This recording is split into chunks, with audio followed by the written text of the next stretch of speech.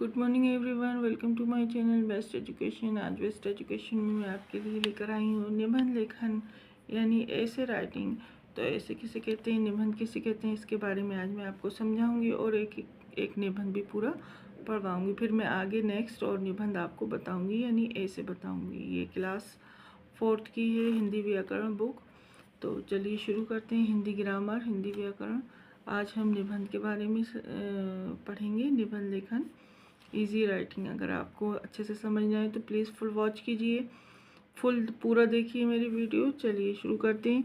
निबंध उस गद्य रचना को कहते हैं जिसमें किसी विषय के बारे में कुछ कहा जाता है। निबंध के माध्यम से लेखक उस विषय के बारे में अपने विचारों और भावों को बड़े प्रभावशाली ढंग से व्यक्त करने की कोशिश करता है। एक अच्छा निबंध लिखने के लिए निबंध लेखक को विषय का अच्छा ज्ञान होना चाहिए तथा भाषा पर अच्छी पकड़ होनी चाहिए। निबंध लिखते समय ध्यान रखने योग्य बातें। नंबर 1, निबंध सदैव एक से अधिक अनुच्छेद में बांटकर लिखें, यानी अलग अलग तरह के अनुच्छेद में लिखें। अनुच्छेदों के बीच निरंतरता बनी रहनी चाहिए, ठीक है, यानी एक दूसरे से वो मिलते जुलते होने चाहिए। निबंध में मौलिकता होनी चाहिए, यानी उसका क्या वैल्यू निकल रही है, ये मौलिकता निकलना चाहिए, वैल्यूबल होना, मोरल क्या है उसका, ठीक है, मोरल निकलना चाहिए। निबंध का विस्तार तथा स्तर कक्षा के स्तर के हिसाब से होना चाहिए, ठीक है, जो कक्षा है उसके हिसाब से होना चाहिए। शब्द और वाक्य रचना सहज होनी चाहिए। शब्द और वाक्य रचना यानी शब्द यानी वर्ड और वाक्य यानी सेंटेंस की रचना क्या अच्छी होनी चाहिए, सहज होना चाहिए। अब देखिए इन्होंने एक निबंध के बारे में लिख के भी बताया, जैसे मेरा प्रिय अध्यापक। मेरे प्रिय अध्यापक पर का आपको एक निबंध लिखना है यानी ऐसे लिखना है, ठीक है। मैं कक्षा 4th का छात्र हूँ। श्री अशोक शर्मा मेरे कक्षा अध्यापक हैं। वे हमें हिंदी पढ़ाते हैं। वे प्रतिदिन समय पर विद्यालय जाते हैं। वे बहुत ज्ञानी हैं। उनके पढ़ाने का तरीका बहुत अच्छा है। वे कभी बच्चों को मारते नहीं हैं, अपितु गलती करने पर उन्हें प्यार से समझाते हैं। वे विद्यार्थियों की समस्याओं को सुनते हैं तथा उनका समाधान करने का प्रयास करते हैं।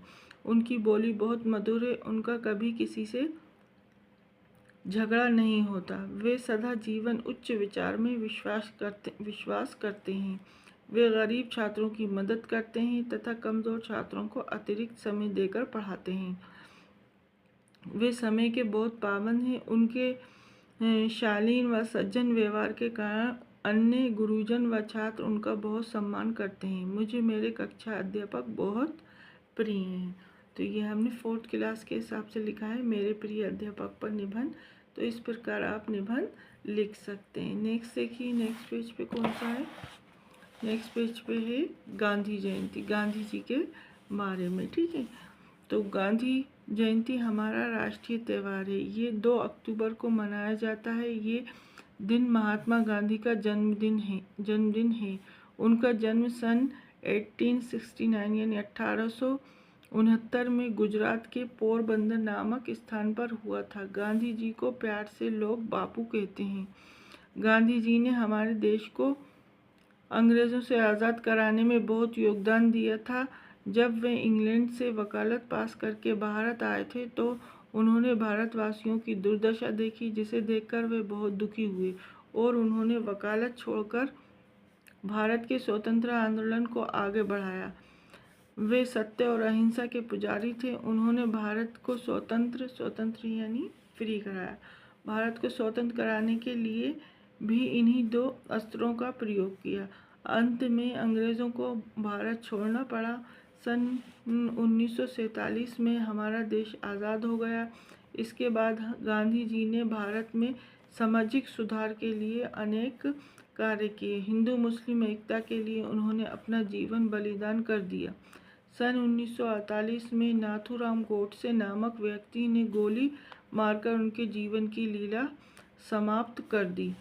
गांधी जी अपने कार्यों और विचारों से आज भी अमर हैं। गांधी जयंती को पूरे देश में बड़े हर्षोल्लास के साथ मनाया जाता है। इस दिन प्रभात फेरियां निकाली जाती हैं, सांस्कृतिक कार्यक्रम आयोजित किए जाते हैं और मिठाइयाँ आदि वितरित की जाती हैं। हमें भी गांधी जी के जीवन से प्रेरणा लेकर देश सेवा के कार्यों में अपना योगदान देना चाहिए। तो ये हमारे गांधी जी के ऊपर पूरा ऐसे हो गया, ठीक है। Mahatma Gandhi national father of nation, ये हमारे नेशन के फादर हैं, ठीक। तो थर्ड देखिए क्या है, पिकनिक। पिकनिक पे हमें एक निबंध लिखना है। तो पिकनिक पे कैसे लिखेंगे, देखिए फिर से मैं पढ़ के बताती हूँ आपको। अगर ये सही अच्छे लग रहे हैं तो आप इनको लिख लिए या इनका स्क्रीनशॉट ले लिए। हमारे नगर से कुछ दूर एक नहर है, उसके किनारे एक सुंदर बगीचा है। एक दिन मैंने और मेरे मित्रों ने वहाँ पिकनिक पर जाने का निश्चय किया। हमने पिकनिक पर जाने से एक दिन पहले सारी तैयारी कर ली। हमने कुछ फल तथा मिठाइयाँ खरीदी व खाने का अन्य सामान भी साथ में रख लिया। हम लगभग 10 बजे वहाँ पर पहुँचे तथा एक पेड़ के नीचे अपनी बैठक जमाई। वहाँ पर चाय, कॉफ़ी और कोल्ड ड्रिंक्स की दुकानें थीं। अतः हम सभी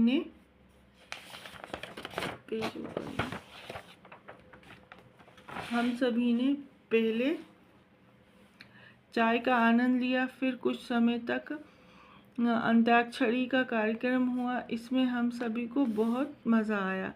इसके बाद हमने फल तथा मिठाइयाँ खाई। हम सभी ने बारी बारी से गाना गाया। वहाँ पर और भी बहुत से लोग थे।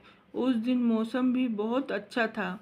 गपशप करते हुए व खाते पीते हुए पूरा दिन निकल गया। शाम होने पर हम सभी अपने अपने घरों की तरफ चल पड़े। ये एक यादगार पिकनिक थी। अब देखिए हमारे पेड़ पर एक और ऐसे, तो ये अलग अलग टॉपिक है, अलग अलग टॉपिक पे अलग अलग हम क्या कर रहे हैं, ये निबंध पढ़ रहे हैं, यानी सीख रहे हैं। आप इनको है ना लिख भी सकते हैं।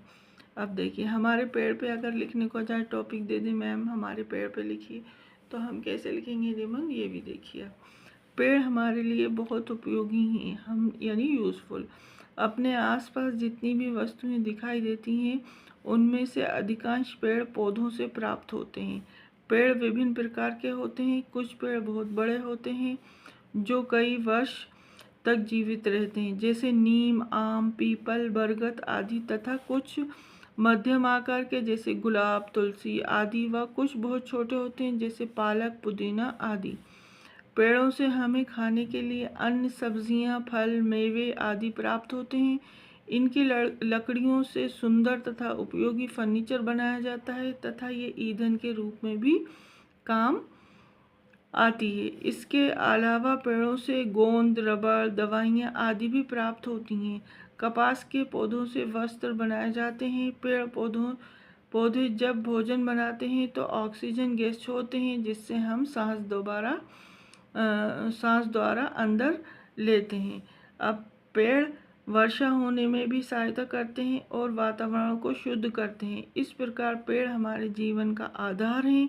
हमें इनको नुकसान नहीं पहुंचाना चाहिए तथा अधिक से अधिक पेड़ लगाने चाहिए।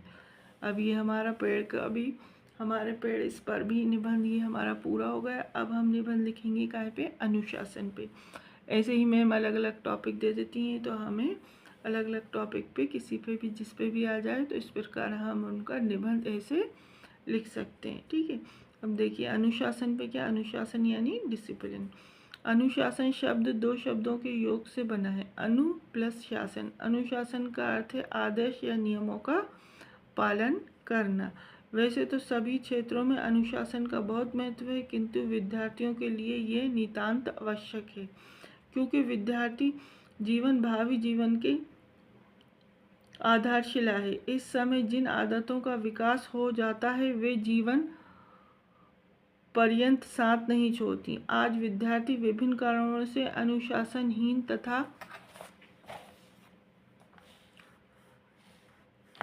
संस्कार विहीन होते जा रहे हैं। हमें सम्मिलित प्रयास से इसको रोकना होगा। इसके लिए सबसे पहले आवश्यक है कि माता पिता व गुरुजन जागरूक हों, दूरदर्शन पर अच्छे कार्यक्रमों का प्रदर्शन हो, शिक्षा पद्धति में सुधार हो, आदि। विद्यार्थियों का कर्तव्य है कि वे अपने उत्तरदायित्वों को समझें और अनुशासन का पालन करें। अब ये देखिए, ये इसमें अभ्यास में क्या दिया है, निम्नलिखित विषयों पर निबंध लिखिए। चाचा नेहरू, दशहरा, मेरी कक्षा, भारतीय किसान, विज्ञान के चमत्कार। तो अब ये आपका होमवर्क है, ये आप खुद लिखिए, ठीक है। तो आज के लिए बस इतना ही। अब हमारी ये फोर्थ क्लास की हिंदी व्याकरण पूरी फिनिश हो गई, ख़त्म हो गई। उम्मीद करती हूँ आपको सभी वीडियोस अच्छी लगी होंगी। अगर ज़रा सी भी अच्छी लग रही हो तो प्लीज़ लाइक शेयर सब्सक्राइब ज़रूर करिए। आज के लिए बस इतना ही। नेक्स्ट वीडियो में फिर मिलेंगे, तब तक के लिए बाय बाय, अल्लाह हाफिज़।